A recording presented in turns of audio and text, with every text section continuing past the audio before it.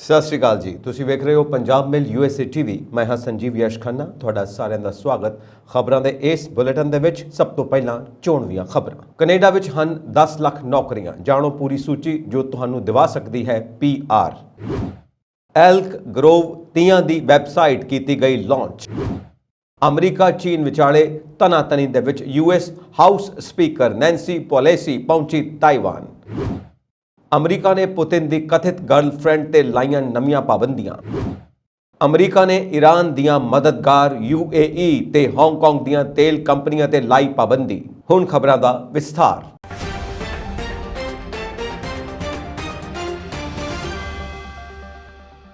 ਜੇਕਰ ਤੁਸੀਂ express entry ਰਾਹੀਂ ਕੈਨੇਡਾ ਦੀ PR ਸਥਾਈ ਨਿਵਾਸ ਲਈ ਅਪਲਾਈ ਕਰਨਾ ਚਾਹੁੰਦੇ ਹੋ ਤਾਂ ਹੁਣ ਤੁਹਾਡੇ ਲਈ ਖੁਸ਼ਖਬਰੀ ਹੈ।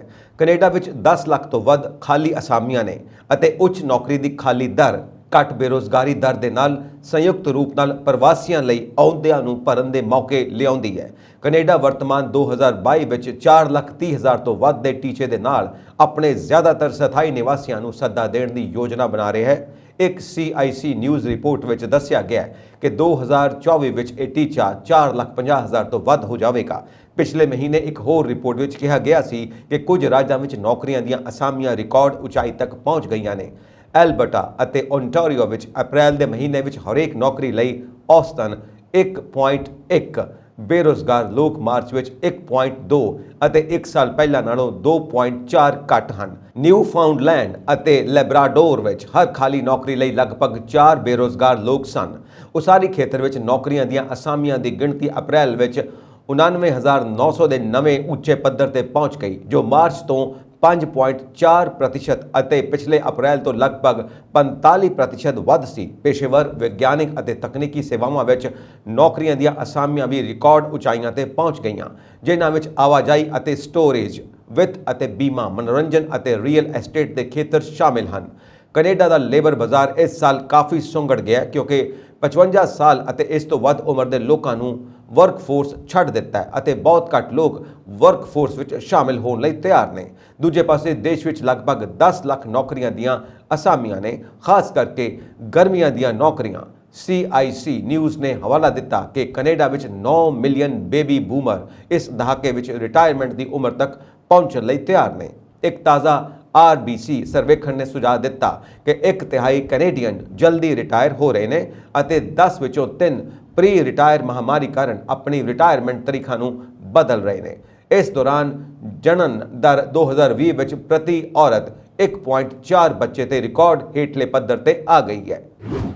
7 ਅਗਸਤ ਨੂੰ ਹੋਣ ਜਾ ਰਹੀਆਂ ਤੀਆਂ ਦੀਆਂ ਤਿਆਰੀਆਂ ਜ਼ੋਰਾਂ ਤੇ। ਔਰਤਾਂ ਵਿੱਚ ਭਾਰੀ ਉਤਸ਼ਾਹ। International Punjabi culture academy non profit ਵੱਲੋਂ ਪਿਛਲੇ 15 ਸਾਲਾਂ ਤੋਂ ਐਲਕ ਗਰੋਵ ਪਾਰਕ ਵਿੱਚ ਕਰਵਾਈਆਂ ਜਾ ਰਹੀਆਂ ਤੀਆਂ ਲਈ ਵੈਬਸਾਈਟ ਲਾਂਚ ਕਰ ਦਿੱਤੀ ਗਈ ਹੈ। ਇਸ ਵੈਬਸਾਈਟ ਦਾ ਐਡਰੈਸ www.elkgrovethiyan.com ਹੈ। ਤੀਆਂ ਤੀਜ ਦੀਆਂ ਨਾਂ ਹੇਠ ਮਨਾਇਆ ਜਾਂਦਾ ਇਹ ਤੀਆਂ ਦਾ ਮੇਲਾ ਇਸ ਵਾਰ 7 ਅਗਸਤ ਦਿਨ ਐਤਵਾਰ ਨੂੰ ਮਨਾਇਆ ਜਾਵੇਗਾ। ਐਲਕ ਗਰੋਵ ਰੀਜਨਲ ਪਾਰਕ ਦੇ ਖੁੱਲ੍ਹੇ ਮੈਦਾਨ ਵਿੱਚ ਲੱਗਣ ਵਾਲੀਆਂ ਇਹਨਾਂ ਤੀਆਂ ਦੀਆਂ ਤਿਆਰੀਆਂ ਜ਼ੋਰਾਂ ਸ਼ੋਰਾਂ ਨਾਲ ਚੱਲ ਰਹੀਆਂ। ਇਹਨਾਂ ਤੀਆਂ ਲਈ ਔਰਤਾਂ ਅਤੇ ਲੜਕੀਆਂ ਨੇ ਗਿੱਧਿਆਂ ਦੀ ਰਿਹਰਸਲ ਸ਼ੁਰੂ ਕਰ ਦਿੱਤੀ ਹੈ। ਇਹਨਾਂ ਤੀਆਂ ਲਈ ਔਰਤਾਂ ਵਿੱਚ ਭਾਰੀ ਉਤਸ਼ਾਹ ਦੇਖਣ ਨੂੰ ਮਿਲ ਰਿਹਾ ਹੈ। ਕੈਲੀਫੋਰਨੀਆ ਵਿੱਚ ਕੋਵਿਡ ਮਹਾਮਾਰੀ ਤੋਂ ਬਾਅਦ ਲੱਗਣ ਵਾਲੀਆਂ ਸਭ ਤੋਂ ਵੱਡੀਆਂ ਇਹਨਾਂ ਤੀਆਂ ਵਿੱਚ ਇਸ ਵਾਰ ਭਾਰੀ ਗਿਣਤੀ ਵਿੱਚ ਔਰਤਾਂ ਦੇ ਪਹੁੰਚਣ ਦੀ ਉਮੀਦ ਹੈ। ਇਹਨਾਂ ਤੀਆਂ ਵਿੱਚ ਗਿੱਧੇ, ਬੋਲੀਆਂ, ਸੁਹਾਗ, ਘੋੜੀਆਂ, DJ, ਸਕਿੱਟਾਂ ਤੋਂ ਇਲਾਵਾ ਹੋਰ ਵੀ ਰੰਗਾਰੰਗ ਆਈਟਮਾਂ ਪੇਸ਼ ਕੀਤੀਆਂ ਜਾਂਦੀਆਂ ਨੇ। ਕੈਲੀਫੋਰਨੀਆ ਭਰ ਤੋਂ ਵੈਂਡਰਾਂ ਵੱਲੋਂ ਇੱਥੇ ਕੱਪੜੇ, ਦੇਸੀ ਜੁੱਤੀਆਂ, ਗਹਿਣੇ, ਮਹਿੰਦੀ ਆਦਿ ਦੇ ਸਟਾਲ ਲਗਾਏ ਜਾਂਦੇ ਨੇ। ਇਹ ਤੀਆਂ ਦਾ ਮੇਲਾ ਕੇਵਲ ਔਰਤਾਂ ਲਈ ਹੁੰਦਾ ਹੈ ਅਤੇ ਇਸ ਵਿੱਚ ਕੋਈ ਟਿਕਟ ਨਹੀਂ ਰੱਖੀ ਜਾਂਦੀ। ਐਂਟਰੀ ਬਿਲਕੁਲ ਮੁਫਤ ਹੁੰਦੀ ਹੈ। ਰੈਫਰਲ ਇਨਾਮ ਵੀ ਕੱਢੇ ਜਾਂਦੇ ਨੇ। ਠੰਡੇ ਮਿੱਠੇ ਪਾਣੀ ਦੀ ਮੁਫਤ ਛਬੀਲ ਲਾਈ ਜਾਂਦੀ ਹੈ। ਇਸ ਤੋਂ ਇਲਾਵਾ ਖਾਣ ਪੀਣ ਦੇ ਸਟਾਲ ਵੀ ਲੱਗਦੇ ਨੇ। ਇਹਨਾਂ ਤੀਆਂ ਲਈ ਪ੍ਰਬੰਧਕਾਂ ਵੱਲੋਂ ਸੁਰੱਖਿਆ ਦੇ ਵਿਸ਼ੇਸ਼ ਪ੍ਰਬੰਧ ਕੀਤੇ ਗਏ ਨੇ। ਇਸ ਵਾਰ ਇਹ ਤੀਆਂ CSD ਦੇ ਸਹਿਯੋਗ ਨਾਲ ਕਰਵਾਈਆਂ ਜਾ ਰਹੀਆਂ ਨੇ। ਹੋਰ ਜਾਣਕਾਰੀ ਲਈ ਅਤੇ ਸਟਾਲ ਬੁੱਕ ਕਰਵਾਉਣ ਲਈ 9162094444 ਅਤੇ ਟੀਮ ਐਂਟਰੀ ਕਰਵਾਉਣ ਲਈ 9162406969 ਤੇ ਸੰਪਰਕ ਕੀਤਾ ਜਾ ਸਕਦਾ ਹੈ। ਅਮਰੀਕਾ ਸਦਨ ਦੀ ਪ੍ਰਧਾਨ ਨੈਂਸੀ ਪੋਲੇਸੀ ਮੰਗਲਵਾਰ ਨੂੰ ਮਲੇਸ਼ੀਆ ਤੋਂ ਤਾਈਵਾਨ ਪਹੁੰਚ ਗਈ ਹੈ। ਇਸ ਦੌਰੇ ਨੇ ਬੀਜਿੰਗ ਦੇ ਨਾਲ ਅਮਰੀਕਾ ਦੇ ਤਣਾਅ ਨੂੰ ਵਧਾ ਦਿੱਤਾ ਹੈ, ਜੋ ਕਿ ਸਵੈ ਸ਼ਾਸਨ ਵਾਲੇ ਟਾਪੂ ਨੂੰ ਆਪਣੇ ਖੇਤਰ ਵਜੋਂ ਦਾਅਵਾ ਕਰਦਾ ਹੈ। ਮਲੇਸ਼ੀਆ ਦੇ ਇੱਕ ਅਧਿਕਾਰੀ ਨੇ ਆਪਣਾ ਨਾਂ ਗੁਪਤ ਰੱਖਣ ਦੀ ਸ਼ਰਤ ਤੇ ਦੱਸਿਆ ਕਿ ਪੋਲੇਸੀ ਅਤੇ ਉਹਨਾਂ ਦੇ ਵਫਦ ਨੂੰ ਲੈ ਕੇ ਜਹਾਜ਼ ਨੇ ਥੋੜੇ ਸਮੇਂ ਦੇ ਰੁਕਣ ਤੋਂ ਬਾਅਦ ਮਲੇਸ਼ੀਆ ਦੇ ਹਵਾਈ ਸੈਨਾ ਦੇ ਬੇਸ ਤੋਂ ਉਡਾਨ ਭਰੀ, ਜਿਸ ਵਿੱਚ ਪ੍ਰਧਾਨ ਮੰਤਰੀ ਇਸਮਾਇਲ ਸਾਬਲੀ ਯਾਕੂਬ ਨਾਲ ਦੁਪਹਿਰ ਦਾ ਖਾਣਾ ਸ਼ਾਮਿਲ ਸੀ। ਨੈਂਸੀ ਪੋਲੇਸੀ ਇਸ ਹਫਤੇ ਏਸ਼ੀਆਈ ਦੌਰੇ ਤੇ ਨੇ। ਉਸ ਦੀ ਯਾਤਰਾ ਤੇ ਨੇੜਿਓਂ ਨਜ਼ਰ ਰੱਖੀ ਜਾ ਰਹੀ ਹੈ ਕਿ ਕੀ ਉਹ ਤਾਈਵਾਨ ਦੇ ਦੌਰੇ ਵਿਰੁੱਧ ਚੀਨ ਦੀਆਂ ਚੇਤਾਵਨੀਆਂ ਨੂੰ ਰੱਦ ਕਰੇਗੀ ਜਾਂ ਨਹੀਂ। 25 ਸਾਲਾਂ ਤੋਂ ਵੱਧ ਸਮੇਂ ਵਿੱਚ ਯਾਤਰਾ ਕਰਨ ਵਾਲੀ ਸਭ ਤੋਂ ਉੱਚ ਦਰਜੇ ਦੀ ਚੁਣੀ ਹੋਈ ਅਮਰੀਕੀ ਅਧਿਕਾਰੀ ਬਣ ਗਈ ਹੈ। ਚੀਨ ਦੀ ਧਮਕੀ ਨੂੰ ਦੇਖਦੇ ਹੋਏ ਅਮਰੀਕੀ ਜਲ ਸੈਨਾ ਨੇ ਤਾਈਵਾਨ ਜਲਡ ਮਰੂ ਦੇ ਪੂਰਬ ਦੇ ਵਿੱਚ 4 ਜੰਗੀ ਬੇੜੇ ਅਤੇ 에ਅਰਕ੍ਰਾਫਟ ਕੈਰੀਅਰਸ ਨੂੰ ਉਤਾਰਿਆ ਹੈ। ਹਾਲਾਂਕਿ ਅਮਰੀਕਾ ਨੇ ਇਸ ਨੂੰ ਰੂਟੀਨ ਦੱਸਿਆ ਹੈ। ਇਸ ਦੇ ਨਾਲ ਹੀ ਅਮਰੀਕਾ ਨੇ ਜੈਟ ਜਹਾਜ਼ ਵੀ ਭੇਜੇ ਨੇ। ਇਸ ਦੇ ਨਾਲ ਹੀ ਚੀਨ ਨੇ ਅਮਰੀਕਾ ਨੂੰ ਨਤੀਜੇ ਦੀ ਚੇਤਾਵਨੀ ਦਿੰਦੇ ਹੋਏ ਤਾਈਵਾਨ ਜਲਡ ਮਰੂ ਨੇੜੇ ਲੜਾਕੂ ਜਹਾਜ਼ ਤਾਇਨਾਤ ਕੀਤੇ ਨੇ। ਪੋਲੇਸੀ ਦੇ ਦੌਰੇ ਦੌਰਾਨ ਆਸੀਆਨ ਵਿੱਚ ਚੀਨੀ ਰਾਜਦੂਤ ਡੇਂਗ ਜ਼ਿयांग ਨੇ ਕਿਹਾ ਕਿ ਚੀਨ 2 ਅਗਸਤ ਤੋਂ 6 ਅਗਸਤ ਤੱਕ ਦੱਖਣੀ ਚੀਨ ਸਾਗਰ ਵਿੱਚ ਫੌਜੀ ਅਭਿਆਸ ਕਰੇਗਾ। ਰੂਸ ਨੇ ਮੰਗਲਵਾਰ ਨੂੰ ਸੰਯੁਕਤ ਰਾਜ ਨੂੰ ਚੇਤਾਵਨੀ ਦਿੱਤੀ ਕਿ ਅਮਰੀਕੀ ਪ੍ਰਤੀਨਿਧੀ ਸਦਨ ਦੀ ਸਪੀਕਰ ਨੈਂਸੀ ਪੋਲੇਸੀ ਦੀ ਤਾਈਵਾਨ ਯਾਤਰਾ ਇਸ ਨੂੰ ਚੀਨ ਨਾਲ ਟਕਰਾਅ ਦੇ ਰਾਹ ਤੇ ਪਾ ਦੇਵੇਗੀ ਅਤੇ ਖੇਤਰ ਵਿੱਚ ਤਣਾਅ ਨੂੰ ਵਧਾਏਗੀ। ਅਮਰੀਕਾ ਨੇ ਰੂਸ ਦੇ ਕੁਲੀਨ ਵਰਗ ਨੂੰ ਨਿਸ਼ਾਨਾ ਬਣਾਉਂਦਿਆਂ ਨਵੀਆਂ ਪਾਬੰਦੀਆਂ ਲਾਈਆਂ ਨੇ। ਨਵੀਆਂ ਪਾਬੰਦੀਆਂ ਦੇ ਦਾਇਰੇ ਵਿੱਚ ਸ਼ਾਮਿਲ ਲੋਕਾਂ ਵਿੱਚ ਰੂਸੀ ਰਾਸ਼ਟਰਪਤੀ ਵਲਾਦੀਮੀਰ ਪੁਤਿਨ ਦੀ ਕਥਿਤ ਗਰਲਫ੍ਰੈਂਡ ਵੀ ਸ਼ਾਮਿਲ ਹੈ। ਅਮਰੀਕਾ ਦੇ ਵਿੱਤ ਵਿਭਾਗ ਨੇ ਮੰਗਲਵਾਰ ਨੂੰ ਕਿਹਾ ਕਿ ਬਾਈਡਨ ਪ੍ਰਸ਼ਾਸਨ ਨੇ ਸਾਬਕਾ ਓਲੰਪਿਕ ਜਿਮਨਾਸਟ ਅਤੇ ਸਟੇਟ ਡਿਊਮਾ ਰੂਸੀ ਸੰਸਦ ਦਾ ਹੇਠਲਾ ਸਦਨ ਦੀ ਸਾਬਕਾ ਮੈਂਬਰ ਅਲੀਨਾ ਕਾਬੇਵਾ ਦਾ ਵੀਜ਼ਾ ਫ੍ਰੀਜ਼ ਕਰ ਦਿੱਤਾ ਹੈ ਅਤੇ ਉਹਨਾਂ ਦੀ ਜਾਇਦਾਦ ਤੇ ਵੀ ਪਾਬੰਦੀ ਲਗਾ ਦਿੱਤੀ ਹੈ। ਵਿਭਾਗ ਨੇ ਕਿਹਾ ਕਿ ਕਾਬੋਵਾ ਰੂਸ ਦੀ ਇੱਕ ਮੀਡੀਆ ਦੀ ਮੁਖੀ ਵੀ ਹੈ ਜੋ ਯੂਕਰੇਨ ਤੇ ਰੂਸੀ ਹਮਲਾਵਰ ਦਾ ਸਮਰਥਨ ਕਰਦੀ ਹੈ। ਪੁਤਿਨ ਨੇ ਜੇਲ੍ਹ ਵਿੱਚ ਬੰਦ ਆਲੋਚਕ ਅਲੈਕਸੀ ਨਵਲਨੀ ਨਵੇਂ ਲੰਬੇ ਸਮੇਂ ਤੋਂ ਕਾਬੋਵਾ ਵਿਰੁੱਧ ਪਾਬੰਦੀ ਲਾਉਣ ਦੀ ਮੰਗ ਕਰ ਰਹੇ ਸਨ। ਉਹਨਾਂ ਦਾ ਕਹਿਣਾ ਸੀ ਕਿ ਕਾਬੋਵਾ ਦੀ ਮੀਡੀਆ ਕੰਪਨੀ ਨੇ ਯੂਕਰੇਨ ਤੇ ਰੂਸੀ ਹਮਲੇ ਨੂੰ ਲੈ ਕੇ ਪੱਛਮੀ ਦੇਸ਼ਾਂ ਦੀ ਟਿੱਪਣੀ ਨੂੰ ਮਾੜੇ ਪ੍ਰਚਾਰ ਦੀ ਮੁਹਿੰਮ ਦੇ ਰੂਪ ਦੇ ਵਿੱਚ ਵਰਣਨ ਕਰਨ ਦਾ ਬੀੜਾ ਚੁੱਕਿਆ ਹੈ। ਬ੍ਰਿਟੇਨ ਨੇ ਮਈ ਵਿੱਚ ਕਾਬੋਵਾ ਵਿਰੁੱਧ ਪਾਬੰਦੀਆਂ ਨੂੰ ਮਨਜ਼ੂਰੀ ਦਿੱਤੀ ਸੀ। ਉੱਥੇ ਯੂਰੋਪੀਅਨ ਯੂਨੀਅਨ ਨੇ ਜੂਨ ਵਿੱਚ ਉਹਨਾਂ ਤੇ ਯਾਤਰਾ ਅਤੇ ਜਾਇਦਾਦ ਸੰਬੰਧੀ ਪਾਬੰਦੀ ਲਾਉਣ ਦਾ ਐਲਾਨ ਵੀ ਕੀਤਾ ਸੀ। ਅਮਰੀਕਾ ਦੇ ਵਿੱਤ ਵਿਭਾਗ ਨੇ ਐਂਡਰੀ ਗ੍ਰਿਗੋਰੀ ਵਿੱਚ ਗੁਰੇਵ ਤੇ ਵੀ ਪਾਬੰਦੀ ਲਾਈ ਹੈ, ਜੋ ਵਿਟਨਹਰਸਟ ਐਸਟੇਟ ਦੇ ਮਾਲਿਕ ਨੇ। ਭਾਰਤ ਨੂੰ ਅੰਗਰੇਜ਼ਾਂ ਦੀ ਗੁਲਾਮੀ ਦੇ ਜਾਲ ਤੋਂ ਸਾਡੇ ਦੇਸ਼ ਭਗਤਾਂ ਨੇ ਆਪਣੀਆਂ ਜਾਨਾਂ ਦੀਆਂ ਕੁਰਬਾਨੀਆਂ ਦੇ ਕੇ ਆਜ਼ਾਦ ਕਰਵਾਇਆ, ਪਰ ਅੱਜ ਦਾ ਨੌਜਵਾਨ ਦੇਸ਼ ਭਗਤਾਂ ਦੀਆਂ ਕੁਰਬਾਨੀਆਂ ਨੂੰ ਭੁੱਲਦਾ ਜਾ ਰਿਹਾ ਹੈ। ਅੱਜ ਦਾ ਨੌਜਵਾਨ ਸ਼ਹੀਦ-ਏ-ਆਜ਼ਮ ਸਰਦਾਰ ਭਗਤ ਸਿੰਘ ਵਰਗੀ ਪੱਗ ਬੰਨ੍ਹਣ ਦਾ ਸ਼ੌਕ ਤਾਂ ਰੱਖਦਾ ਹੈ, ਪਰ ਸਰਦਾਰ ਭਗਤ ਸਿੰਘ ਵਰਗੇ ਵਿਚਾਰਾਂ ਤੋਂ ਉਹ ਕੋਹਾਂ ਦੂਰ ਭੱਜਦਾ ਹੈ। ਅੱਜ ਸਾਨੂੰ ਜ਼ਰੂਰਤ ਹੈ ਕਿ ਅਸੀਂ ਆਪਣੀ ਨੌਜਵਾਨ ਪੀੜ੍ਹੀ ਨੂੰ ਆਪਣੇ ਦੇਸ਼ ਲਈ ਕੁਰਬਾਨ ਹੋਣ ਵਾਲੇ ਯੋਧਿਆਂ ਦੀ ਜੀਵਨੀ ਅਤੇ ਉਹਨਾਂ ਵੱਲੋਂ ਕੀਤੇ ਕਾਰਜਾਂ ਬਾਰੇ ਨਾ ਸਿਰਫ ਚਾਨਣਾ ਪਾਈਏ, ਬਲਕਿ ਉਹਨਾਂ ਦੇ ਵਿਚਾਰਾਂ ਨੂੰ ਆਪਣੀ ਰੋਜ਼ਾਨਾ ਜ਼ਿੰਦਗੀ ਦਾ ਹਿੱਸਾ ਵੀ ਬਣਾਈਏ ਅਤੇ ਆਪਣੇ ਦੇਸ਼ ਵਿਰੋਧੀ ਤਾਕਤਾਂ ਦਾ ਡਟ ਕੇ ਸਾਹਮਣਾ ਕਰੀਏ। ਸ਼ਹੀਦ Udham Singh memorial foundation of north America Sacramento ਵੱਲੋਂ ਸ਼ਹੀਦ ਊਧਮ ਸਿੰਘ ਦੇ 83ਵੇਂ ਬਲੀਦਾਨ ਦਿਵਸ ਨੂੰ ਸਮਰਪਿਤ ਇੱਕ ਵਿਸ਼ਾਲ ਕਨਵੈਨਸ਼ਨ ਦਾ ਸਫਲ ਆਯੋਜਨ ਕੀਤਾ ਗਿਆ। ਇਸ ਕਨਵੈਨਸ਼ਨ ਦੀ ਪ੍ਰਧਾਨਗੀ ਪੰਜਾਬ ਵਿਧਾਨ ਸਭਾ ਦੇ ਵਿਧਾਇਕ ਗੁਰਦਿੱਤ ਸਿੰਘ ਸੇਖੋਂ ਨੇ ਕੀਤੀ, ਜਦਕਿ ਵਿਧਾਇਕ ਡਾਕਟਰ ਰਾਜਕੁਮਾਰ ਚੱਬੇਵਾਲ ਵਿਸ਼ੇਸ਼ ਮਹਿਮਾਨ ਵਜੋਂ ਹਾਜ਼ਰ ਹੋਏ। ਐਲਕ ਗਰੋਵ ਸਿਟੀ ਦਾ mayor Bobby Singh Allen, Sacramento ਦੇ district attorney Thien Ho, CSD ਦੇ ਡਾਇਰੈਕਟਰ ਰੌਡ ਬ੍ਰਿਓਰ ਅਤੇ ਫੋਲਸਮ ਸਿਟੀ ਦੇ ਕੌਂਸਲ ਮੈਂਬਰ YK ਚੇਲਮਚੇਰਲਾ ਨੇ ਵੀ ਆਪਣੀ ਹਾਜ਼ਰੀ ਭਰੀ। ਇਸ ਤੋਂ ਇਲਾਵਾ ਬਹੁਤ ਸਾਰੇ ਬੁੱਧੀਜੀਵੀ ਲੇਖਕ ਵਿਸ਼ੇਸ਼ ਤੌਰ ਤੇ ਪਹੁੰਚੇ ਹੋਏ ਸਨ। ਸਮਾਗਮ ਤੋਂ ਪਹਿਲਾਂ ਫਾਊਂਡੇਸ਼ਨ ਦੇ ਅਹੁਦੇਦਾਰ ਅਤੇ ਮੁੱਖ ਮਹਿਮਾਨ ਗੁਰਦਿੱਤ ਸਿੰਘ ਸੇਖੋਂ ਗਦਰੀ ਬਾਬੇ ਮੌਲਵੀ ਮੁਹੰਮਦ ਬਰਕਤ ਉੱਲਾ ਦੀ ਮਜ਼ਾਰ ਤੇ ਗਏ ਅਤੇ ਸ਼ਰਧਾ ਦੇ ਫੁੱਲ ਭੇਟ ਕੀਤੇ। ਕਨਵੈਨਸ਼ਨ ਦਾ ਉਦਘਾਟਨ ਡਾਕਟਰ ਗੁਰਦੇਵ ਖੁਸ਼ ਨੇ ਕੀਤਾ। ਇਸ ਮੌਕੇ ਵੱਖ-ਵੱਖ ਬੁਲਾਰਿਆਂ ਨੇ ਜਿੱਥੇ ਸ਼ਹੀਦ ਊਧਮ ਸਿੰਘ ਦੀ ਜ਼ਿੰਦਗੀ ਦੇ ਵੱਖ-ਵੱਖ ਪਹਿਲੂਆਂ ਬਾਰੇ ਵਿਚਾਰ ਸਾਂਝੇ ਕੀਤੇ, ਉੱਥੇ ਹੀ ਕੈਲੀਫੋਰਨੀਆ ਦੀ ਧਰਤੀ ਤੇ ਆਏ ਗਦਰੀ ਬਾਬਿਆਂ ਬਾਰੇ ਵਿਸਥਾਰ ਨਾਲ ਚਾਨਣਾ ਪਾਇਆ। ਸੰਸਥਾ ਦੇ ਮੋਢੀ ਚਰਨ ਸਿੰਘ ਜੱਜ ਨੇ ਗਦਰੀ ਬਾਬਿਆਂ ਦੀਆਂ ਕੁਰਬਾਨੀਆਂ ਅਤੇ ਉਹਨਾਂ ਵੱਲੋਂ ਆਜ਼ਾਦੀ ਦੇ ਸੰਘਰਸ਼ ਵਿੱਚ ਪਾਏ ਯੋਗਦਾਨ ਬਾਰੇ ਵਿਸਥਾਰਪੂਰਵਕ ਜਾਣਕਾਰੀ ਦਿੱਤੀ। ਫਾਊਂਡੇਸ਼ਨ ਦੇ ਪ੍ਰਧਾਨ ਗੁਲਿੰਦਰ ਗਿੱਲ ਨੇ ਐਸੋਸੀਏਸ਼ਨ ਬਾਰੇ ਜਾਣਕਾਰੀ ਦਿੰਦਿਆਂ ਦੱਸਿਆ ਕਿ ਇਹ ਐਸੋਸੀਏਸ਼ਨ ਕਦੋਂ ਅਤੇ ਕਿਵੇਂ ਹੋਂਦ ਵਿੱਚ ਆਈ ਅਤੇ ਅੱਜ ਤੱਕ ਇਸ ਐਸੋਸੀਏਸ਼ਨ ਨੇ ਕਿਹੜੇ-ਕਿਹੜੇ ਕੰਮ ਕੀਤੇ ਹਨ। ਸਟੇਜ ਸੰਚਾਲਨ ਜਨਕ ਰਾਜ ਸਿੱਧਰਾ ਅਤੇ ਗੁਰ ਜਤਿੰਦਰ ਸਿੰਘ ਰੰਧਾਵਾ ਨੇ ਬਾਖੂਬੀ ਨਿਭਾਇਆ। ਇਸ ਮੌਕੇ ਦੇਸ਼ ਭਗਤੀ ਦੇ ਗੀਤ ਅਤੇ ਕਵਿਤਾਵਾਂ ਵੀ ਗਾਈਆਂ ਗਈਆਂ। ਬੁਲਾਰਿਆਂ ਨੇ ਆਪੋ ਆਪਣੇ ਲਫ਼ਜ਼ਾਂ ਰਾਹੀਂ ਬਿਆਨ ਕੀਤਾ ਕਿ ਕਿਵੇਂ ਭਾਰਤ ਨੂੰ ਅੰਗਰੇਜ਼ਾਂ ਦੀ ਗੁਲਾਮੀ ਦੇ ਜਾਲ ਤੋਂ ਸਾਡੇ ਦੇਸ਼ ਭਗਤਾਂ ਨੇ ਆਪਣੀਆਂ ਜਾਨਾਂ ਦੀਆਂ ਕੁਰਬਾਨੀਆਂ ਦੇ ਕੇ ਆਜ਼ਾਦ ਕਰਵਾਇਆ। ਪਰ ਇਸ ਦੇ ਨਾਲ ਹੀ ਉਹਨਾਂ ਨੇ ਇਸ ਗੱਲ ਉੱਪਰ ਚਿੰਤਾ ਵੀ ਪ੍ਰਗਟਾਈ ਕਿ ਅੱਜ ਦਾ ਨੌਜਵਾਨ ਦੇਸ਼ ਭਗਤਾਂ ਦੀਆਂ ਕੁਰਬਾਨੀਆਂ ਨੂੰ ਭੁੱਲਦਾ ਜਾ ਰਿਹਾ ਹੈ।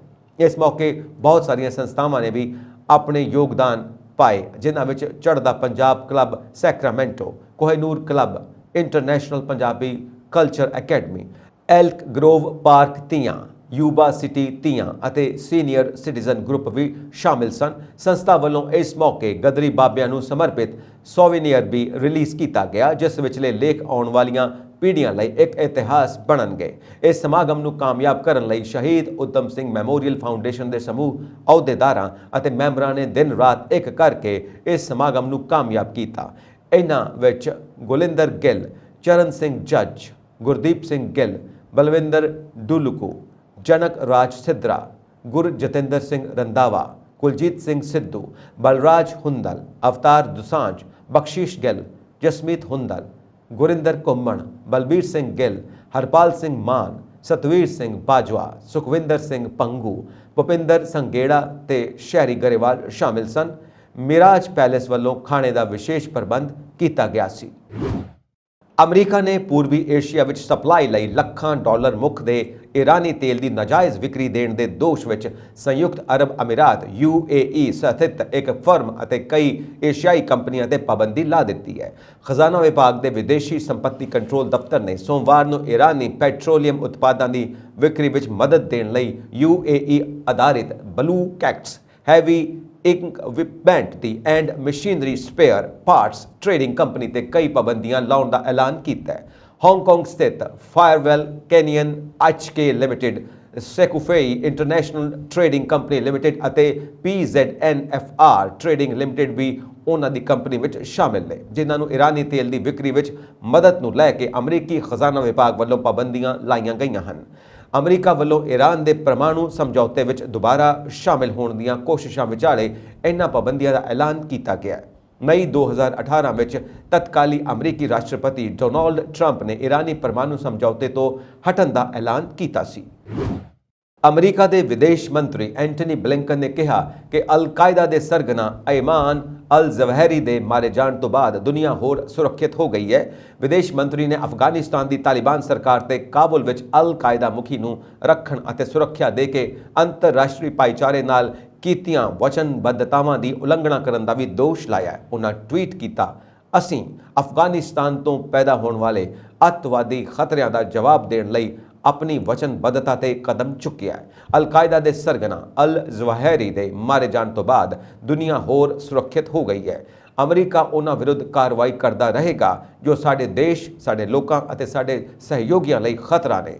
ਵਿਦੇਸ਼ ਮੰਤਰੀ ਨੇ ਕਿਹਾ ਕਿ ਅਫਗਾਨਿਸਤਾਨ ਵਿੱਚ ਅਲ-ਜ਼ਵਾਹਿਰੀ ਨੂੰ ਪਨਾਹ ਦੇ ਕੇ ਤਾਲਿਬਾਨ ਨੇ ਦੋਹਾਂ ਸਮਝੌਤਿਆਂ ਦੀ ਘੋਰ ਉਲੰਘਣਾ ਕੀਤੀ ਹੈ। ਨਾਲ ਹੀ ਉਸ ਭਰੋਸੇ ਦੇ ਉਲਟ ਕੰਮ ਕੀਤਾ ਹੈ ਜਿਸ ਵਿੱਚ ਉਸਨੇ ਕਿਹਾ ਸੀ ਕਿ ਉਹ ਅੱਤਵਾਦੀਆਂ ਨੂੰ ਅਫਗਾਨਿਸਤਾਨ ਵਰਤਣ ਦੀ ਇਜਾਜ਼ਤ ਨਹੀਂ ਦੇਵੇਗਾ।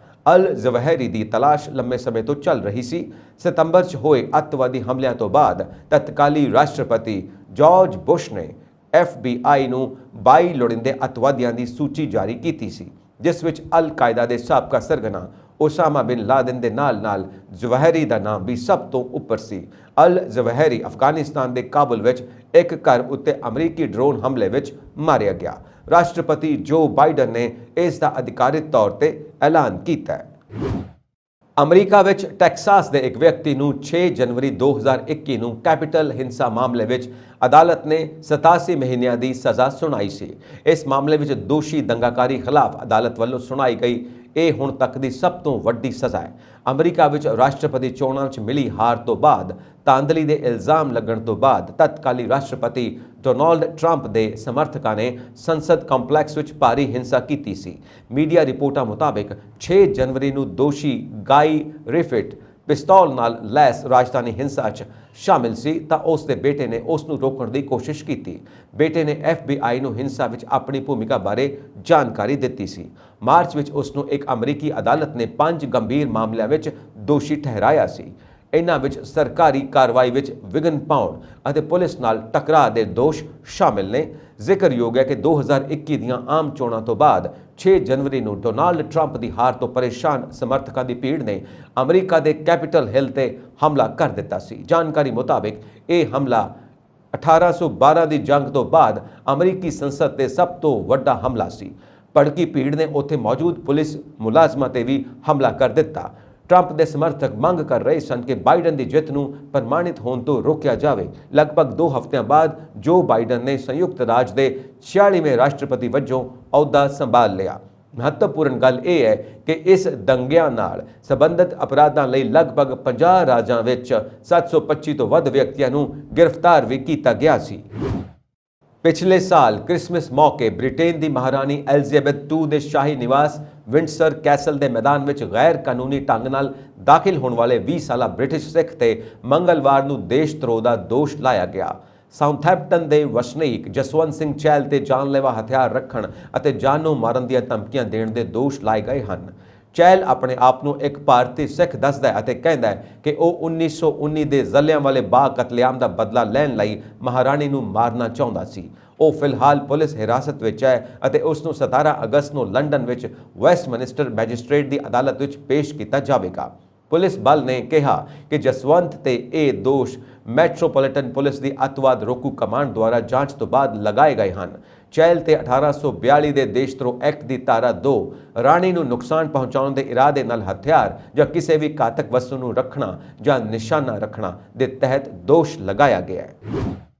ਆਸਟ੍ਰੇਲੀਆ ਵਿੱਚ ਆਦੀਵਾਸੀ ਸੈਨੇਟਰ ਲੀਡੀਆ ਥੋਰਪ ਨੇ ਸੋਮਵਾਰ ਨੂੰ ਬ੍ਰਿਟੇਨ ਦੀ ਐਲਿਜ਼ਾਬੈਥ II ਨੂੰ ਬਸਤੀਵਾਦੀ ਮਹਾਰਾਣੀ ਕਰਾਰ ਦਿੱਤਾ ਅਤੇ ਹਾਲ ਹੀ ਵਿੱਚ ਚੁਣੇ ਗਏ ਇੱਕ ਸੰਸਦ ਮੈਂਬਰ ਦੇ ਤੌਰ ਤੇ ਅਹੁਦੇ ਦੀ ਸਹੁੰ ਚੁੱਕਣ ਵੇਲੇ ਝਿਜਕਦੇ ਹੋਏ ਵਫਾਦਾਰੀ ਦੀ ਸਹੁੰ ਚੁੱਕੀ। ਵਿਰੋਧ ਦੇ ਇੱਕ ਫਲੈਸ਼ ਵਿੱਚ ਗ੍ਰੀਨਿਸ ਸੈਨੇਟਰ ਥੋਰਪ ਨੇ ਬਲੈਕ ਪਾਵਰ ਨੂੰ ਸਲਾਮ ਵਿੱਚ ਆਪਣੀ ਸੱਜੀ ਮੁੱਠੀ ਨੂੰ ਉੱਚਾ ਕੀਤਾ ਕਿਉਂਕਿ ਉਸਨੇ 96 ਸਾਲਾ ਸਮਰਾਟ ਦੀ ਸੇਵਾ ਕਰਨ ਦੀ ਸਹੁੰ ਖਾਧੀ ਜੋ ਅਜੇ ਵੀ ਆਸਟ੍ਰੇਲੀਆ ਦਾ ਪ੍ਰੀਮੀਅਰ ਹੈ। ਉਸ ਨੇ ਸੈਨੇਟ ਦੇ ਇੱਕ ਅਧਿਕਾਰੀ ਦੁਆਰਾ ਝਿੜਕਣ ਤੋਂ ਪਹਿਲਾਂ ਕਿਹਾ ਕਿ ਮੈਂ ਸਰਬ ਸ਼ਕਤੀਮਾਨ ਲੀਡੀਆ ਥੋਰਪ ਪੂਰੀ ਇਮਾਨਦਾਰੀ ਅਤੇ ਗੰਭੀਰਤਾ ਨਾਲ ਸਹੁੰ ਖਾਂਦੀ ਹਾਂ ਕਿ ਮੈਂ ਵਫਾਦਾਰ ਰਹਾਂਗੀ ਅਤੇ ਮੈਂ ਮਹਾਰਾਣੀ ਐਲਿਜ਼ਾਬੈਥ II ਦੇ ਬਸਤੀਵਾਦ ਪ੍ਰਤੀ ਸੱਚੀ ਵਫਾਦਾਰੀ ਰੱਖਾਂਗੀ।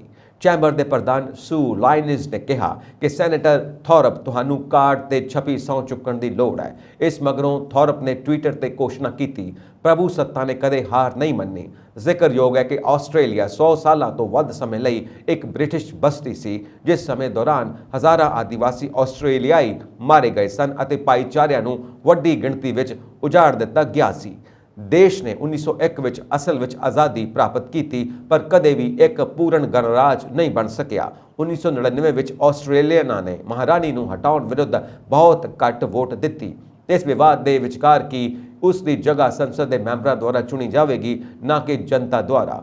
ਪੋਲ ਦਰਸਾਉਂਦੇ ਨੇ ਕਿ ਜ਼ਿਆਦਾਤਰ ਆਸਟ੍ਰੇਲੀਆਈ ਇੱਕ ਗਣਰਾਜ ਹੋਣ ਦੇ ਹੱਕ ਵਿੱਚ ਹਨ ਪਰ ਰਾਜ ਦੇ ਮੁਖੀ ਨੂੰ ਕਿਵੇਂ ਚੁਣਿਆ ਜਾਣਾ ਚਾਹੀਦਾ ਹੈ ਇਸ ਬਾਰੇ ਬਹੁਤ ਘੱਟ ਸਹਿਮਤੀ ਹੈ। ਇਹ ਮੁੱਦਾ ਪਿਛਲੀਆਂ ਚੋਣਾਂ ਵਿੱਚ ਮੁੜ ਉੱਭਰਿਆ ਗਿਆ ਸੀ ਜਦੋਂ ਪ੍ਰਸਿੱਧ ਰਿਪਬਲਿਕਨ ਐਂਥਨੀ ਐਲਬਾਨੀਜ਼ ਪ੍ਰਧਾਨ ਮੰਤਰੀ ਚੁਣੇ ਗਏ ਸਨ। ਉਹਨਾਂ ਨੇ ਜਲਦੀ ਹੀ ਦੇਸ਼ ਦਾ ਪਹਿਲਾ ਗਣਤੰਤਰ ਮੰਤਰੀ ਨਿਯੁਕਤ ਕੀਤਾ। ਐਲਬਾਨੀਜ਼ ਨੇ ਐਤਵਾਰ ਨੂੰ CNN ਨੂੰ ਦੱਸਿਆ ਕਿ ਮੈਂ ਇੱਕ ਗਣਰਾਜ ਦਾ ਸਮਰਥਨ ਕਰਦਾ ਪਰ ਮੂਲ ਆਸਟ੍ਰੇਲੀਅਨਾਂ ਨੂੰ ਨੀਤੀ ਨਿਰਮਾਣ ਵਿੱਚ ਸੰਸਥਾਗਤ ਭੂਮਿਕਾ ਦੇਣ ਲਈ ਪਹਿਲਾਂ ਹੀ ਇੱਕ ਵਾਅਦਾ ਕੀਤਾ ਹੋਇਆ ਹੈ। ਜਨਮਤ ਸੰਗ੍ਰਹਿ ਹੈ ਅਤੇ ਇੱਕ ਹੋਰ ਜਨਮਤ ਸੰਗ੍ਰਹਿ ਦੀ ਉਡੀਕ ਕਰਨੀ ਪਵੇਗੀ। ਉਹਨਾਂ ਨੇ ਅੱਗੇ ਕਿਹਾ ਕਿ ਸਾਡੀ ਤਰਜੀਹ ਪਹਿਲੇ ਰਾਸ਼ਟਰ ਦੇ ਲੋਕਾਂ ਦੁਆਰਾ ਸਾਡੇ ਸੰਵਿਧਾਨ ਵਿੱਚ ਇਸ ਸ਼ਬਦ ਦੀ ਮਾਨਤਾ ਹੈ। ਨਿਊਜ਼ੀਲੈਂਡ ਦੇ ਸੰਸਦ ਮੈਂਬਰਾਂ ਨੂੰ ਟਿਕਟੌਕ ਦੀ ਵਰਤੋਂ ਬੰਦ ਕਰਨ ਦੀ ਚੇਤਾਵਨੀ ਦਿੱਤੀ ਗਈ ਹੈ। ਅਸਲ ਵਿੱਚ ਉਹਨਾਂ ਦੀ ਚਿੰਤਾ ਇਹ ਹੈ ਕਿ ਚੀਨ ਦੀ ਸਰਕਾਰ ਉਹਨਾਂ ਦੇ ਡਾਟਾ ਤੱਕ ਪਹੁੰਚ ਕਰ ਸਕਦੀ ਹੈ। ਪਿਛਲੇ ਹਫ਼ਤੇ ਹਾਊਸ ਦੇ ਸਪੀਕਰ ਟ੍ਰੇਵਰ ਮੈਲਾਰਡ ਨੇ ਸਾਰੀਆਂ ਪਾਰਟੀਆਂ ਨੂੰ ਚੇਤਾਵਨੀ ਦਿੱਤੀ ਕਿ ਸੰਸਦ ਮੈਂਬਰਾਂ ਨੂੰ ਆਪਣੇ ਸੰਸਦੀ ਫੋਨਾਂ ਅਤੇ ਡਿਵਾਈਸਾਂ ਤੇ ਇਸ ਐਪ ਦੀ ਵਰਤੋਂ ਨਹੀਂ ਕਰਨੀ ਚਾਹੀਦੀ। ਇੱਕ ਈਮੇਲ ਵਿੱਚ ਕਿਹਾ ਗਿਆ ਕਿ ਅਜਿਹਾ ਕਰਨ ਨਾਲ ਉਹਨਾਂ ਦੀ ਸੁਰੱਖਿਆ ਨੂੰ ਖਤਰਾ ਹੋ ਸਕਦਾ ਹੈ। ਟਿਕਟੌਕ ਦੇ ਮਾਲਿਕ ਅਤੇ ਚੀਨੀ ਸਰਕਾਰ ਦੁਆਰਾ ਤੁਹਾਡੀ ਡਿਵਾਈਸ ਦਾ ਡਾਟਾ ਤੱਕ ਐਕਸੈਸ ਕੀਤਾ ਜਾ ਸਕਦਾ ਹੈ। ਸੰਸਦੀ ਸੇਵਾ ਦੇ ਸੰਦੇਸ਼ ਵਿੱਚ ਕਿਹਾ ਗਿਆ ਕਿ ਇਸ ਐਪ ਨੂੰ ਪੂਰੀ ਤਰ੍ਹਾਂ ਹਟਾਉਣ ਦੀ ਸਿਫਾਰਿਸ਼ ਕੀਤੀ ਗਈ ਹੈ। ਜੇਕਰ ਇਸ ਦੀ ਵਰਤੋਂ ਕੀਤੀ ਜਾ ਰਹੀ ਹੈ ਤਾਂ ਉਪਭੋਗਤਾਵਾਂ ਨੂੰ ਇਹ ਯਕੀਨੀ ਬਣਾਉਣ ਦੀ ਜ਼ਰੂਰਤ ਹੋਵੇਗੀ ਕਿ ਉਹ ਉਸ ਐਪ ਤੇ ਦਿੱਤੀਆਂ ਗਈਆਂ ਸ਼ਰਤਾਂ ਨਾਲ ਸਹਿਜ ਹਨ ਅਤੇ ਇਸ ਦੇ ਨਾਲ ਹੀ ਇਹ ਦੇਖਣ ਲਈ ਸੈਟਿੰਗਾਂ ਦੀ ਵੀ ਜਾਂਚ ਕਰੋ ਕਿ ਤੁਹਾਨੂੰ ਆਪਣੀ ਲੋਕੇਸ਼ਨ ਸਰਵਿਸ ਤਾਂ ਚਾਲੂ ਨਹੀਂ ਕੀਤੀ ਹੈ। ਸਾਲ 2020 ਵਿੱਚ ਅਮਰੀਕਾ ਦੇ ਰਾਸ਼ਟਰਪਤੀ ਡੋਨਾਲਡ ਟਰੰਪ ਨੇ ਸੁਰੱਖਿਆ ਚਿੰਤਾਵਾਂ ਅਤੇ ਚੀਨੀ ਸਰਕਾਰ ਨਾਲ ਇਸ ਦੀ ਨੇੜਤਾ ਦਾ ਹਵਾਲਾ ਦਿੰਦੇ ਹੋਏ ਟਿਕਟੌਕ ਤੇ ਪਾਬੰਦੀ ਲਗਾਉਣ ਦਾ ਇੱਕ ਕਾਰਜਕਾਰੀ ਆਦੇਸ਼ ਜਾਰੀ ਕੀਤਾ ਸੀ। ਪਰ ਜੋ ਬਾਈਡਨ ਨੇ ਘੋਸ਼ਣਾ ਕੀਤੀ ਕਿ ਉਹ 2021 ਵਿੱਚ ਉਹਨਾਂ ਆਦੇਸ਼ਾਂ ਨੂੰ ਰੱਦ ਕਰ ਦੇਵੇਗਾ। ਹਾਲਾਂਕਿ ਸੱਤਾ ਵਿੱਚ ਆਉਣ ਤੋਂ ਬਾਅਦ ਉਹਨਾਂ ਨੇ ਟਿਕਟੌਕ ਨੂੰ ਬੈਨ ਹੀ ਰਹਿਣ ਦਿੱਤਾ। ਤੁਹਾਨੂੰ ਦੱਸ ਦਈਏ ਕਿ ਇਹ ਪਹਿਲੀ ਵਾਰ ਨਹੀਂ ਹੈ ਜਦੋਂ ਨਿਊਜ਼ੀਲੈਂਡ ਦੇ ਸੰਸਦ ਮੈਂਬਰਾਂ ਨੂੰ ਐਪ ਖਿਲਾਫ ਚੇਤਾਵਨੀ ਦਿੱਤੀ ਗਈ ਹੈ। 2020 ਵਿੱਚ ਵੀ ਇਸ ਐਪ ਨੂੰ ਹਟਾਉਣ ਦੀ ਸਲਾਹ ਦਿੱਤੀ ਜਾ ਚੁੱਕੀ ਹੈ। ਨਿਊਜ਼ੀਲੈਂਡ ਦੇ ਪੁਲਿਸ ਕਰਮੀਆਂ ਤੇ ਇਸ ਐਪ ਦੀ ਵਰਤੋਂ ਕਰਨ ਤੇ ਪਾਬੰਦੀ ਲਗਾਈ ਗਈ ਸੀ। ਜੇਕਰ ਤੁਸੀਂ ਸਾਡੇ ਲੋਕਾਂ ਲਈ ਖਤਰਾ ਹੋ ਤਾਂ ਅਸੀਂ ਤੁਹਾਨੂੰ ਅਤੇ ਤੁਹਾਡੇ ਲੋਕਾਂ ਨੂੰ ਲੱਭ ਲਵਾਂਗੇ। ਬਾਈਡਨ। ਅਫਗਾਨਿਸਤਾਨ ਵਿੱਚ ਅਮਰੀਕੀ ਹਮਲੇ ਵਿੱਚ ਅਲ-ਕਾਇਦਾ ਨੇਤਾ ਅਯਮਨ ਅਲ-ਜ਼ਵਾਹਿਰੀ ਮਾਰਿਆ ਗਿਆ। ਕੇਂਦਰੀ ਖੁਫੀਆ ਏਜੰਸੀ ਨੇ ਇਹ ਹਵਾਈ ਹਮਲਾ ਕੀਤਾ। ਮਾਮਲੇ ਨਾਲ ਜੁੜੇ 5 ਲੋਕਾਂ ਨੇ ਨਾਮ ਨਾ ਛਾਪਣ ਦੀ ਸ਼ਰਤ ਤੇ ਹਮਲੇ ਦੀ ਪੁਸ਼ਟੀ ਕੀਤੀ ਹੈ। ਇਸ ਤੋਂ ਬਾਅਦ ਅਮਰੀਕੀ ਰਾਸ਼ਟਰਪਤੀ ਜੋ ਬਾਈਡਨ ਨੇ ਵੀ ਐਲਾਨ ਕੀਤਾ ਕਿ ਜ਼ਵਾਹਿਰੀ ਕਾਬੁਲ ਵਿੱਚ ਅਮਰੀਕੀ ਡਰੋਨ ਹਮਲੇ ਵਿੱਚ ਮਾਰਿਆ ਗਿਆ। ਉਹਨਾਂ ਨੇ ਇਸ ਨੂੰ ਇਨਸਾਫ ਲਈ ਇੱਕ ਮੁਹਿੰਮ ਦੱਸਿਆ। ਅਲ-ਜ਼ਵਾਹਿਰੀ ਇੱਕ ਸੁਰੱਖਿਅਤ ਘਰ ਦੀ ਬਾਲਕਨੀ ਵਿੱਚ ਸੀ ਜਦੋਂ ਡਰੋਨ ਨੇ ਉਸ ਤੇ 2 ਮਿਜ਼ਾਈਲਾਂ ਦਾਗੀਆਂ।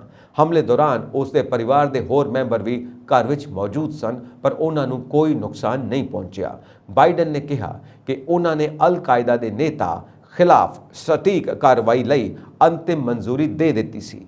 ਅਮਰੀਕੀ ਖੁਫੀਆ ਏਜੰਸੀ FBI ਨੇ ਆਪਣੀ ਵੈਬਸਾਈਟ ਤੇ ਜ਼ਵਾਹਿਰੀ ਦੀ ਪ੍ਰੋਫਾਈਲ ਤਸਵੀਰ ਜਾਰੀ ਕੀਤੀ ਹੈ ਜਿਸ ਦੇ ਕੈਪਸ਼ਨ ਵਿੱਚ ਲਿਖਿਆ ਹੈ ਕਿ ਖਤਰਨਾਕ ਅੱਤਵਾਦੀ ਮਾਰਿਆ ਗਿਆ। ਉਹਨਾਂ ਨੇ ਅੱਗੋਂ ਕਿਹਾ ਕਿ ਅਲ-ਜ਼ਵਾਹਿਰੀ ਨੇ ਅਦਨ ਵਿੱਚ ਅਕਤੂਬਰ 2000 ਵਿੱਚ ਅਮਰੀਕੀ ਮਰੀਨ ਤੇ ਹਮਲੇ ਸਮੇਤ ਹਿੰਸਾ ਦੀਆਂ ਹੋਰ ਕਾਰਵਾਈਆਂ ਵੀ ਕੀਤੀਆਂ। ਇਸ ਹਮਲੇ ਵਿੱਚ 17 ਅਮਰੀਕੀ ਮਲਾਹ ਮਾਰੇ ਗਏ ਸਨ। ਅਮਰੀਕੀ ਰਾਸ਼ਟਰਪਤੀ ਨੇ ਕਿਹਾ, ਭਾਵੇਂ ਕਿੰਨਾ ਵੀ ਸਮਾਂ ਲੱਗ ਜਾਵੇ, ਚਾਹੇ ਤੁਸੀਂ ਕਿਤੇ ਵੀ ਲੁਕ ਜਾਓ, ਜੇਕਰ ਤੁਸੀਂ ਸਾਡੇ ਲੋਕਾਂ ਲਈ ਖਤਰਾ ਹੋ ਤਾਂ ਅਸੀਂ ਤੁਹਾਨੂੰ ਅਤੇ ਤੁਹਾਡੇ ਲੋਕਾਂ ਨੂੰ ਲੱਭ ਲਵਾਂਗੇ। ਸਾਲ 2011 ਵਿੱਚ ਉਸਾਮਾ ਬਿਨ ਲਾਦਨ ਦੀ ਮੌਤ ਤੋਂ ਬਾਅਦ ਅਲ-ਜ਼ਵਾਹਿਰੀ ਨੇ ਅਲ-ਕਾਇਦਾ ਤੇ ਕਬਜ਼ਾ ਕਰ ਲਿਆ। ਉਸਨੇ ਅਤੇ ਬਿਨ ਲਾਦਨ ਨੇ ਮਿਲ ਕੇ 9/11 ਯਾਨੀ 9/11 ਦੇ ਹਮਲਿਆਂ ਦੀ ਸਾਜ਼ਿਸ਼ ਰਚੀ ਸੀ ਅਤੇ ਉਦੋਂ ਤੋਂ ਉਹ ਅਮਰੀਕਾ ਦੇ ਸਭ ਤੋਂ ਵੱਧ ਲੋੜੀਂਦੇ ਅੱਤਵਾਦੀ ਵਿੱਚੋਂ ਇੱਕ ਬਣ ਗਏ ਸਨ। ਉਸਾਮਾ ਬਿਨ ਲਾਦਨ ਦੇ ਅਮਰੀਕੀ ਕਾਰਵਾਈ ਵਿੱਚ ਮਾਰੇ ਜਾਣ ਤੋਂ ਬਾਅਦ ਜ਼ਵਾਹਿਰੀ ਅਲ-ਕਾਇਦਾ ਦਾ ਨੇਤਾ ਬਣ ਗਿਆ ਸੀ। ਲਗਭਗ 2 ਦਹਾਕੇ ਲੰਬੇ ਆਪਰੇਸ਼ਨ ਤੋਂ ਬਾਅਦ ਅਮਰੀਕੀ ਸੈਨਿਕਾਂ ਦੇ ਅਫਗਾਨਿਸਤਾਨ ਛੱਡਣ ਦੇ 11 ਮਹੀਨੇ ਬਾਅਦ ਅਮਰੀਕਾ ਨੇ ਅੱਤਵਾਦ ਵਿਰੋਧੀ ਇੱਕ ਮਹੱਤਵਪੂਰਨ ਆਪਰੇਸ਼ਨ ਵਿੱਚ ਇਹ ਸਫਲਤਾ ਹਾਸਲ ਕੀਤੀ ਹੈ। ਇਸ ਦੌਰਾਨ ਤਾਲਿਬਾਨ ਦੇ ਬੁਲਾਰੇ ਨੇ ਅਮਰੀਕੀ ਕਾਰਵਾਈ ਨੂੰ ਕੌਮਾਂਤਰੀ ਸਿਧਾਂਤਾਂ ਦੀ ਸਪਸ਼ਟ ਉਲੰਘਣਾ ਦੱਸਿਆ। ਉਹਨਾਂ ਕਿਹਾ ਕਿ ਅਜਿਹੀਆਂ ਕਾਰਵਾਈਆਂ ਪਿਛਲੇ 20 ਸਾਲਾਂ ਦੇ ਅਸਫਲ ਤਜਰਬਿਆਂ ਦੀ ਦੁਹਰਾਈ ਕਰਦੀਆਂ ਹਨ ਅਤੇ ਅਮਰੀਕਾ ਅਫਗਾਨਿਸਤਾਨ ਅਤੇ ਖੇਤਰ ਦੇ ਹਿੱਤਾਂ ਦੇ ਖਿਲਾਫ ਹਨ। ਅਮਰੀਕਾ ਨੇ ਜਿਹੜੀ ਮਿਜ਼ਾਈਲ ਨਾਲ ਹਮਲਾ ਕੀਤਾ ਹੈ ਉਸ ਨੂੰ R9X ਕਹਿੰਦੇ ਨੇ। ਇਸ ਵਿੱਚ ਬਾਰੂਦ ਦੀ ਮਾਤਰਾ ਬਹੁਤ ਘੱਟ ਹੁੰਦੀ ਹੈ ਅਤੇ ਇਸ ਵਿੱਚ ਤੇਜ਼ ਧਾਰ ਵਾਲੇ ਧਾਤ ਦੇ ਬਲੇਡ ਹੁੰਦੇ ਨੇ ਜੋ ਵੱਖ-ਵੱਖ ਪਰਤਾਂ ਵਿੱਚ ਲਗਾਏ ਜਾਂਦੇ ਨੇ। ਫਟਣ ਤੋਂ 6 ਬਲੇਡ ਦਾ ਇੱਕ ਸੈੱਟ ਨਿਕਲਦਾ ਹੈ। ਇਸ ਦੇ ਸਾਹਮਣੇ ਆਉਣ ਵਾਲਾ ਕੋਈ ਵੀ ਇਨਸਾਨ ਕਈ ਟੁਕੜਿਆਂ ਵਿੱਚ ਕੱਟਿਆ ਜਾਂਦਾ ਹੈ। ਭਾਰਤ ਸਰਕਾਰ ਨੇ 116 ਦੇਸ਼ਾਂ ਨਾਲ ਦੁਵੱਲੇ ਹਵਾਈ ਸੇਵਾ ਸਮਝੌਤੇ ਕੀਤੇ ਨੇ ਜਿਸ ਦੇ ਤਹਿਤ ਵਿਦੇਸ਼ੀ ਏਅਰਲਾਈਨਾਂ ਨੂੰ ਦੇਸ਼ ਦੇ ਮਹਾਨਗਰਾਂ ਵਿੱਚ ਹੋਰ ਉਡਾਨਾਂ ਨੂੰ ਜੋੜਨ ਦੀ ਇਜਾਜ਼ਤ ਦਿੱਤੀ ਜਾਵੇਗੀ। ਭਾਰਤ ਨੇ ਜਿਨ੍ਹਾਂ ਦੇਸ਼ਾਂ ਨਾਲ ਦੁਵੱਲੇ ਹਵਾਈ ਸੇਵਾ ਸਮਝੌਤੇ ਤੇ ਦਸਤਖਤ ਕੀਤੇ ਨੇ ਉਹਨਾਂ ਵਿੱਚ ਏਸ਼ੀਆ, ਯੂਰਪ, ਮੱਧ ਪੂਰਬ ਅਤੇ ਦੱਖਣੀ ਅਮਰੀਕਾ ਦੇ ਦੇਸ਼ ਸ਼ਾਮਿਲ ਨੇ। ਨਿਊਜ਼ ਏਜੰਸੀ ANI ਮੁਤਾਬਿਕ ਟਰੈਵਲ ਇੰਡਸਟਰੀ ਦੇ ਮਾਹਿਰਾਂ ਦਾ ਕਹਿਣਾ ਹੈ ਕਿ ਸਰਕਾਰ ਦੇ ਇਸ ਕਦਮ ਨਾਲ ਯਾਤਰੀਆਂ ਨੂੰ ਫਾਇਦਾ ਹੋਵੇਗਾ ਅਤੇ ਹਵਾਈ ਕਿਰਾਏ ਵਿੱਚ ਕਟੌਤੀ ਹੋ ਸਕਦੀ ਹੈ। ਸਰਕਾਰ ਨੇ ਇਹ ਵੀ ਕਿਹਾ ਕਿ ਮੌਜੂਦਾ ਸਮੇਂ ਵਿੱਚ ਵਿਦੇਸ਼ੀ ਏਅਰਲਾਈਨਾਂ ਦੇ ਪੱਖ ਵਿੱਚ ਕਾਲਾਂ ਦੀ ਗਿਣਤੀ ਵਿੱਚ ਮਹੱਤਵਪੂਰਨ ਅਸੰਤੁਲਨ ਦੇ ਕਾਰਨ ਇਹ ਕਿਸੇ ਵੀ ਗੈਰ ਮੈਟਰੋ ਹਵਾਈ ਅੱਡੇ ਨੂੰ ਇਸ ਉਦੇਸ਼ ਲਈ ਵਿਦੇਸ਼ੀ ਏਅਰਲਾਈਨਾਂ ਨੂੰ ਨਵੇਂ ਪੁਆਇੰਟ ਆਫ ਕਾਲ POC ਪ੍ਰਦਾਨ ਕਰਨ ਦੀ ਇਜਾਜ਼ਤ ਨਹੀਂ ਦੇਵੇਗੀ। ਭਾਰਤੀ ਮਨੋਨੀਤ ਏਅਰਲਾਈਨਾਂ ਵਿਦੇਸ਼ਾਂ ਨਾਲ ਭਾਰਤ ਦੁਆਰਾ ਕੀਤੇ ਗਏ ਦੁਵੱਲੇ ਸਮਝੌਤਿਆਂ ਦੇ ਦਾਇਰੇ ਵਿੱਚ ਕਨੂਰ ਅੰਤਰਰਾਸ਼ਟਰੀ ਹਵਾਈ ਅੱਡੇ ਸਮੇਤ ਕਿਸੇ ਵੀ ਅੰਤਰਰਾਸ਼ਟਰੀ ਹਵਾਈ ਅੱਡੇ ਤੇ ਅਤੇ ਇਸ ਤੋਂ ਨਿਰਧਾਰਿਤ ਸੰਚਾਲਨ ਨੂੰ ਮਾਊਂਟ ਕਰਨ ਲਈ ਸੁਤੰਤਰ ਨੇ। ਇਟਲੀ ਦੇ ਰਾਸ਼ਟਰੀ ਅੰਕੜਾ ਸੰਸਥਾਨ ISTAT ਦੁਆਰਾ ਜਾਰੀ ਅਸਥਾਈ ਅੰਕੜਿਆਂ ਅਨੁਸਾਰ ਦੇਸ਼ ਵਿੱਚ ਜੂਨ ਵਿੱਚ ਰੋਜ਼ਗਾਰ ਵੱਧ ਕੇ 18.1 ਮਿਲੀਅਨ ਤੱਕ ਪਹੁੰਚ ਗਿਆ, ਜੋ 1977 ਤੋਂ ਬਾਅਦ ਸਭ ਤੋਂ ਉੱਚਾ ਪੱਧਰ ਹੈ। ਸਮਾਚਾਰ ਏਜੰਸੀ ਸ਼ਿਨਹੁਆ ਨੇ ISTAT ਦੇ ਹਵਾਲੇ ਨਾਲ ਕਿਹਾ ਕਿ ਇਟਲੀ ਵਿੱਚ ਜੂਨ ਵਿੱਚ ਰੋਜ਼ਗਾਰ ਦਰ 0.2% ਅੰਕ ਵੱਧ ਕੇ 60.1% ਹੋ ਗਈ ਹੈ, ਜੋ ਪਿਛਲੇ ਮਹੀਨੇ ਦੇ ਮੁਕਾਬਲੇ 1977 ਤੋਂ ਬਾਅਦ ਇੱਕ ਰਿਕਾਰਡ ਮੂਲ ਨੂੰ ਦਰਸਾਉਂਦੀ ਹੈ, ਜਿਸ ਵਿੱਚ 86,000 ਹੋਰ ਲੋਕਾਂ ਨੂੰ ਰੋਜ਼ਗਾਰ ਮਿਲਿਆ। ਇੰਸਟੀਚਿਊਟ ਨੇ ਕਿਹਾ ਕਿ ਇਸ ਸਮੂਹ ਵਿੱਚ 35 ਤੋਂ 49 ਸਾਲ ਦੀ ਉਮਰ ਦੇ ਲੋਕਾਂ ਨੂੰ ਛੱਡ ਕੇ ਦੋਵੇਂ ਲਿੰਗ ਅਤੇ ਸਾਰੇ ਉਮਰ ਸਮੂਹ ਸ਼ਾਮਿਲ ਨੇ। ਇਸ ਦੇ ਨਾਲ ਹੀ ਇਟਲੀ ਵਿੱਚ ਜੂਨ ਵਿੱਚ ਬੇਰੁਜ਼ਗਾਰ ਅਤੇ ਅਕਿਰਿਆਸ਼ੀਲ ਲੋਕਾਂ ਦੀ ਗਿਣਤੀ ਵਿੱਚ 0.2% ਦੀ ਕਮੀ ਆਈ। ਇਸ ਸਮੂਹ ਵਿੱਚ ਖਾਸ ਤੌਰ ਤੇ ਔਰਤਾਂ ਅਤੇ 25 ਸਾਲ ਤੋਂ ਵੱਧ ਉਮਰ ਦੇ ਲੋਕ ਸੰਬੰਧਿਤ ਨੇ। ISTAT ਨੇ ਕਿਹਾ ਕਿ ਇਟਲੀ ਵਿੱਚ ਬੇਰੁਜ਼ਗਾਰ ਦਰ 8.1% ਤੇ ਸਥਿਰ ਰਹੀ, ਜਦੋਂ ਕਿ ਬੇਰੁਜ਼ਗਾਰ ਨੌਜਵਾਨਾਂ ਦੀ ਦਰ 1.7% ਅੰਕ ਵੱਧ ਕੇ 23.1% ਹੋ ਗਈ। ਇਸ ਦੌਰਾਨ ਮਈ ਦੇ ਮੁਕਾਬਲੇ ਅਕਿਰਿਆਸ਼ੀਲ ਲੋਕਾਂ ਦੀ ਗਿਣਤੀ ਵਿੱਚ ਲਗਭਗ 91,000 ਦੀ ਗਿਰਾਵਟ ਆਈ। ਇਸ ਗਿਰਾਵਟ ਨਾਲ ਦੋਵੇਂ ਲਿੰਗ ਅਤੇ 50 ਸਾਲਾਂ ਤੋਂ ਘੱਟ ਉਮਰ ਦੇ ਲੋਕ ਪ੍ਰਭਾਵਿਤ ਹੋਏ। ਕੁੱਲ ਮਿਲਾ ਕੇ ਅਕਿਰਿਆਸ਼ੀਲਤਾ ਦਰ 0.2% ਅੰਕ ਘਟ ਕੇ 34.5% ਹੋ ਗਈ। ਇਸ ਸਾਲ ਦੀ ਦੂਜੀ ਤਿਮਾਹੀ ਵਿੱਚ 15 ਤੋਂ 64 ਸਾਲ ਦੀ ਉਮਰ ਦੇ ਬੇਰੁਜ਼ਗਾਰ ਅਤੇ ਅਕਿਰਿਆਸ਼ੀਲ ਲੋਕਾਂ ਵਿੱਚ ਕਮੀ ਦੇ ਨਾਲ ਇੱਕ ਸਕਾਰਾਤਮਕ ਰੁਝਾਨ ਵੀ ਦੇਖਿਆ ਗਿਆ। ਸਾਲਾਨਾ ਆਧਾਰ ਤੇ ISTAT ਨੇ ਰਿਪੋਰਟ ਕੀਤੀ ਕਿ ਜੂਨ 2021 ਦੇ ਮੁਕਾਬਲੇ ਰੋਜ਼ਗਾਰ ਪ੍ਰਾਪਤ ਲੋਕਾਂ ਦੀ ਗਿਣਤੀ 1.8% 4 ਲੱਖ ਲੋਕ ਵਧੀ ਹੈ ਅਤੇ ਰੋਜ਼ਗਾਰ ਦਰ ਵਿੱਚ 1.6% ਅੰਕ ਵਾਧਾ ਹੋਇਆ ਹੈ। ਭਾਰਤ ਦੀ ਵੱਧ ਰਹੀ ਗਲੋਬਲ ਤਾਕਤ ਅਤੇ ਗਲਵਾਨ ਘਾਟੀ ਵਿੱਚ ਹਿੰਦ ਦੀ ਫੌਜ ਤੋਂ ਸੱਟ ਖਾਣ ਮਗਰੋਂ ਚੀਨ ਨੇ ਭਾਰਤੀ ਫੌਜੀਆਂ ਦੀ ਭਾਸ਼ਾ ਨੂੰ ਸਮਝਣ ਲਈ ਅਜਿਹੇ ਨੇਪਾਲੀ ਅਤੇ ਤਿੱਬਤੀ ਨੌਜਵਾਨਾਂ ਨੂੰ ਆਪਣੀ ਫੌਜ ਵਿੱਚ ਭਰਤੀ ਦਾ ਆਫਰ ਦਿੱਤਾ ਹੈ ਜੋ ਹਿੰਦੀ ਭਾਸ਼ਾ ਜਾਣਦੇ ਹੋਣ।